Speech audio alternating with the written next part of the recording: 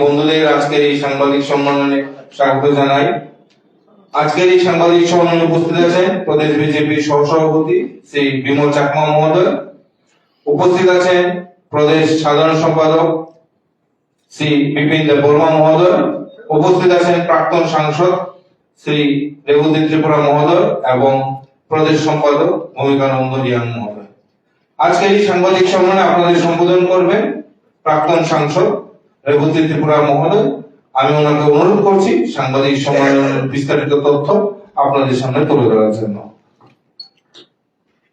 ধন্যবাদ সুদীপদাকে।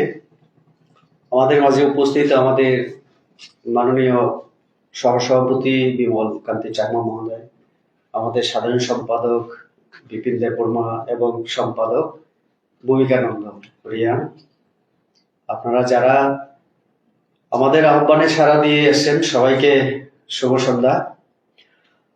আমরা খুব গুরুত্বপূর্ণ একটা বিষয় নিয়ে আপনাদের এখানে আমরা আসার জন্য আহ্বান করেছিলাম। সেটা হচ্ছে, আপনারা জানেন যে আমাদের TTAADC-তে 2021 সালে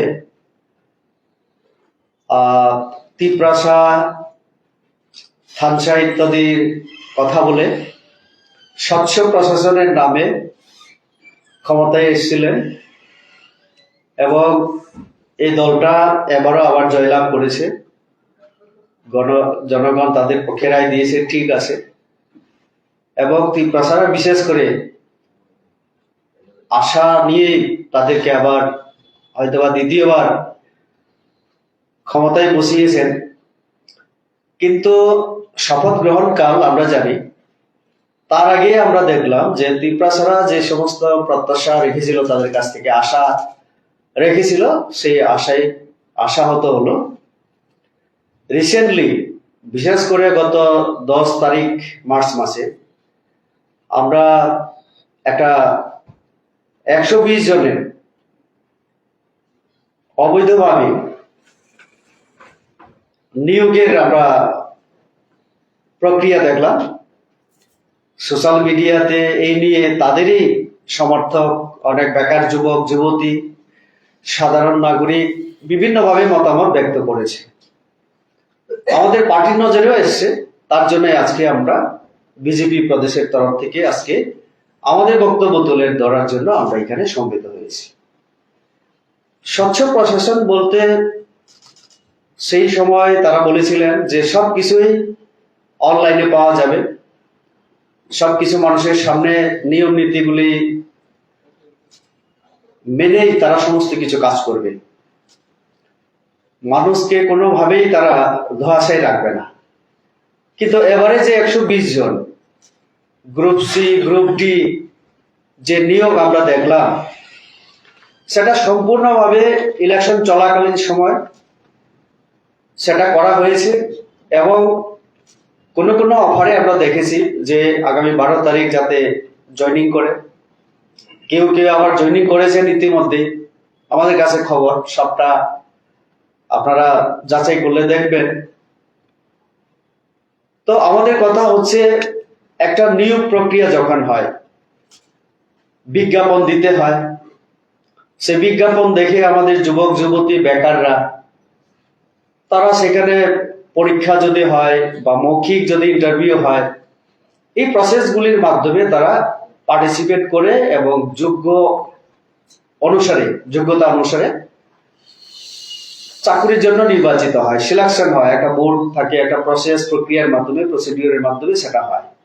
কিন্তু আমরা দেখলাম যে এবারে যে 120টা চাকরি তারা যে অফার বিলি করলো, যারা পেল তারা হয়তো বা খুশি, কিন্তু আমরা দেখেছি যে অন্যান্যরা কি অন্যায় করলো। চাকরি এমনিতেই মানে সুযোগ কম, এখন চাকরি হোক আমরাও চাই, প্রচুর বেকার আছে, বেকারদের চাকরি হোক আমরা সেটা চাই, আমরাও চাই।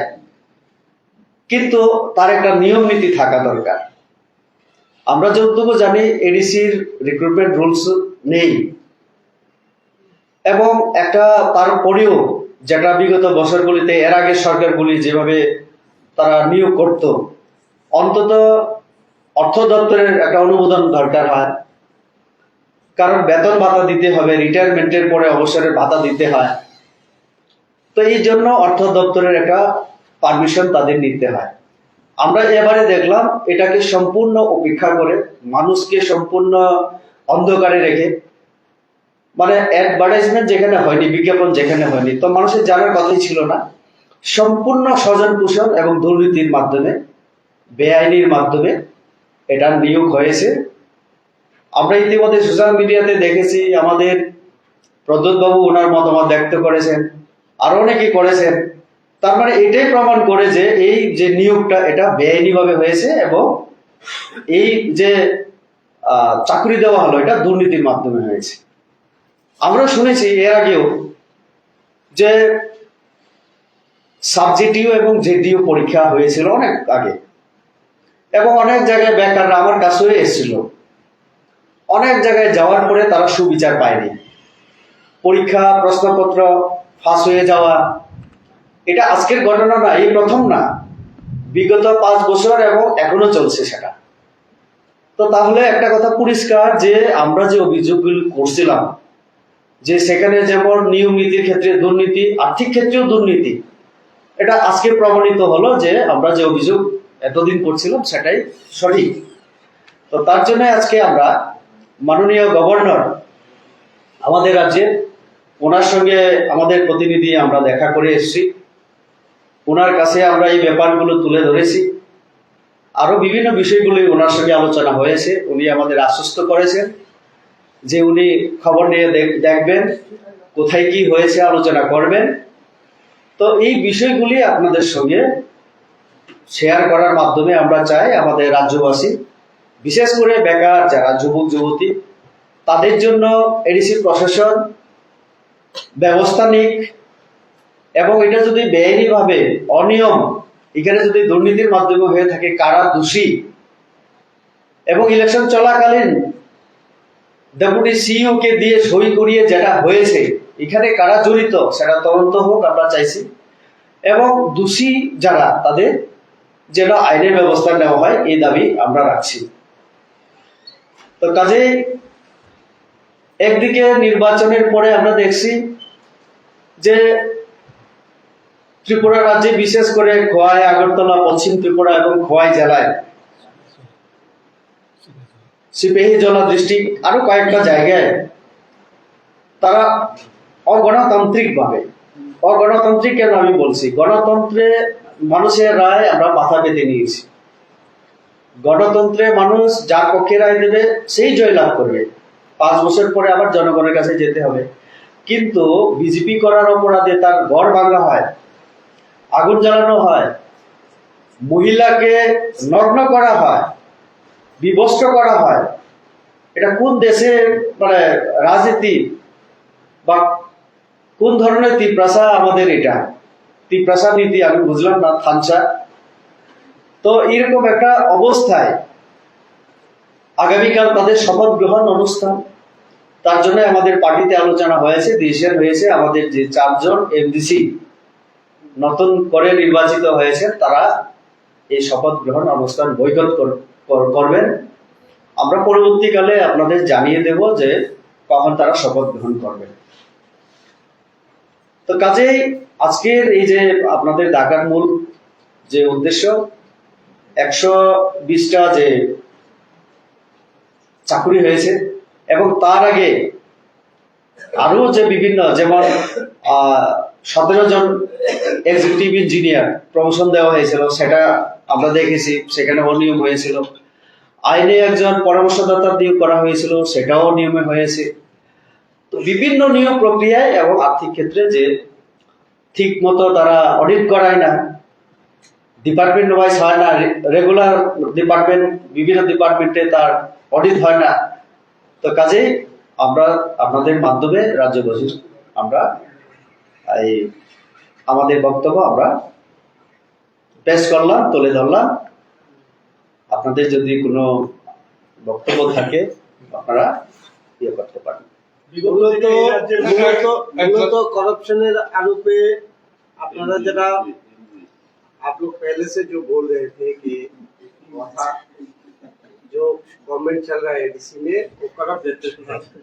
और इसी मुद्दे को लेके आप कल जो शपथ ग्रहण अनुष्ठान है वो आप लोग बॉयकॉट करेंगे क्या? ये भी एक मुद्दा है। और देखिए, करप्शन, ये जो नौकरी दिया है ये भी इलीगली हुआ। इसमें बहुत कुछ हो सकता है, ये भी करप्शन का एक हिस्सा ही है। और ये एक मुद्दा है। और एक है जो निर्वाचन के बाद ये लोग जिस तरह से अटैक किया बीजेपी कार्यकर्ताओं के ऊपर, पब्लिक के ऊपर, इसके प्रतिवाद में भी, अगेंस्ट में हम लोग ये शपथ ग्रहण जो सेरेमनी है ये हम लोग বয়কট कर रहे हैं। বিগত দিনে দেখা গেছে এই রাজ্যের মধ্যেই অনেক চাকরির দুর্নীতির প্রসঙ্গ টেনে কোর্টে পর্যন্ত, সুপ্রিম কোর্ট, হাইকোর্ট এগুলি করা হয়েছে। তো এই ক্ষেত্রে যে অভিযোগটা আজকে আপনারা করলেন তার পরিপ্রেক্ষিতে আগামী দিনে আইনি পথে হাঁটার কোনো পরিকল্পনা আছে আপনাদের? আমরা গভর্নর সাহেবের সঙ্গে আমরা দেখা করে ওনার নজরে দিলাম, কারণ আমাদের মাননীয় গভর্নর এডিসির উপরে ওনার একটা অধিকার আছে। উনি চাইলে তার তদন্ত, তার যে কোনো ব্যবস্থা, পদক্ষেপ তিনি গ্রহণ করতে পারেন। অন্যদিকে আপনার যে বক্তব্য রাজ্য সরকার বা অন্যান্য ক্ষেত্রে, সেটা তো আমরা দেখেছি আমাদের সরকার আসার পরে অন্তত আমি বলতে পারি যে 20,000, 21, 22,000 যাই আমরা চাকরি দিয়েছি, সেটা এখনো এটা নিয়ে চ্যালেঞ্জ কেউ করতে পারেনি, কারণ আমরা স্বচ্ছতা বজায় রেখেই আমরা সেটা করে যাচ্ছি। অন্তত রাজ্য সরকারের বিরুদ্ধে আমাদের সরকার 18-র পর থেকে এই অভিযোগ আমরা দেখি না। বামফ্রন্ট সরকারের সময় আমরা দেখেছি 10,423 এই যে ব্যাপারটা, আরো অনেক ক্ষেত্রে আমরা দেখেছি হাইকোর্টে বিভিন্ন জায়গায় কেস হয়েছে, হেরেছে রাজ্য সরকার। তো আমাদের সময় অন্তত নেই, তার জন্য আমরা বলছি যে এডিসিতে যেহেতু আরেকটা সরকার, আরেকটা দলের, তাদের এগুলি বন্ধ করা উচিত। কারণ অনেক শিক্ষিত ছেলে মেয়ে বেকার আছে, সবাইকে চাকরি দেওয়া সম্ভব না। তো তার জন্য রাজ্য সরকার আমরা একটা নতুন নিয়ম নীতি আমরা করেছিলাম যে তার মেরিট বেসিসে পরীক্ষা দিয়ে একটা প্রসেসের মাধ্যমে স্বচ্ছতা মেনেই আমরা সেটা করেছি। তো এরকম তাদেরও অনুসরণ করা দরকার। যার প্রতিভা আছে, পরীক্ষা দিয়ে ইন্টারভিউ দিয়েছে, পাক, চাকরি হোক আমরা চাইছি, কিন্তু এটা যেন নিয়ম নীতির মাধ্যমে হয়, আইনের মাধ্যমে হয়, বেআইনি ভাবে না হয়, স্বজন পোষণ না হয়, আর বিভিন্ন লেনদেনের মাধ্যমে না হয়। ঠিক আছে, ধন্যবাদ সবাইকে। ধন্যবাদ।